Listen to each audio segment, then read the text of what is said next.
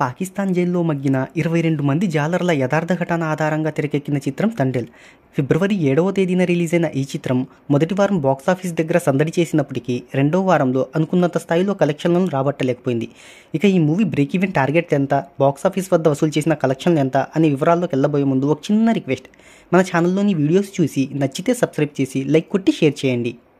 సాంకేతిక నిపుణుల రెమ్యునరేషన్తో పాటు ప్రమోషనల్ ఖర్చులు అన్నీ కలుపుకొని ఈ చిత్రాన్ని 75 కోట్ల రూపాయల బడ్జెట్తో నిర్మించారు. ఈ మూవీ ప్రీ రిలీజ్ బిజినెస్ వివరాల్లోకి వెళ్తే ఆంధ్ర తెలంగాణలో 27 కోట్ల రూపాయలకు జరిగింది. ఈ మూవీ లాభాల్లోకి రావాలి అంటే 28 కోట్ల షేర్ను సాధించాలి.